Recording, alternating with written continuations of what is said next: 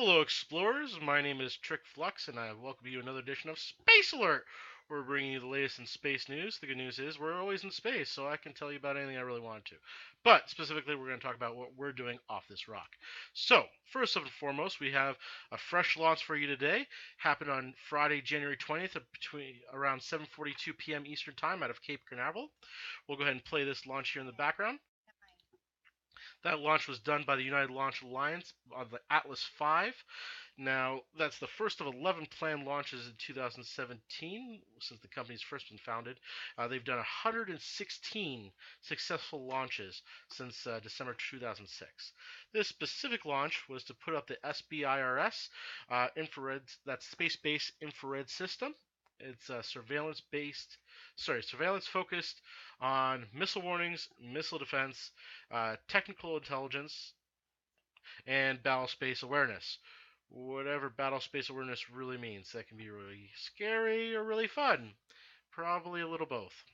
But as you can see here, it was a clean launch from the Atlas V, and the payload is off. We're back that it was a clean launch and the payload delivery was successful, so that satellite system is up in orbit now. Next on our feature here is the Osiris Rex spacecraft. Successfully completed its first deep space maneuver, that's DSM-1 for those in with the acronym lingo there, on December 28th. We've gotten confirmation now as of January 17th that that was successful. That was a 431 meters per second course adjustment, 964 miles per hour for those that prefer the Imperial system. And it's important to know the difference if anyone knows that old Mars lander joke. You know, programmed in feet, actually was in meters or vice versa, and they pile drived it. Yeah, that was an expensive mistake. But adds for jokes later on. That being said, the reason for this trajectory change for the Osiris Rex is it actually is going to slingshot around the Earth and rendezvous with the asteroid Bennu in the fall of 2018 to take samples.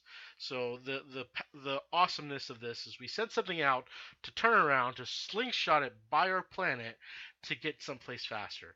The expected return to Earth with samples is 2023. Again, credit for this launch goes to the United Launch Alliance.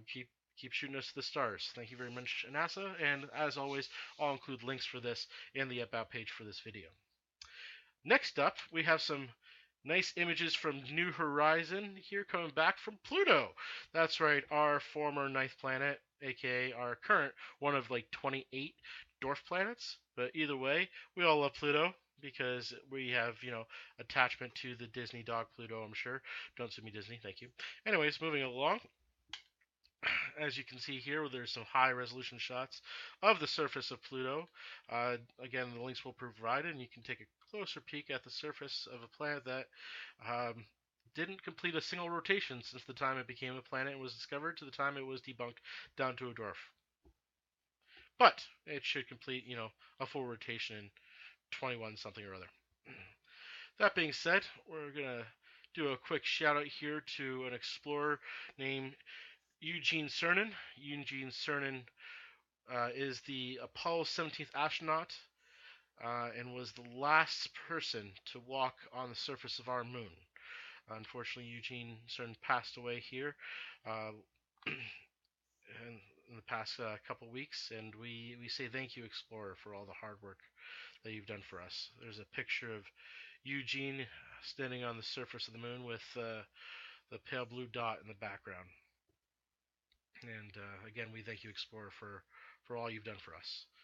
On that very somber note, I wish you all well and keep looking to the stars. Take care.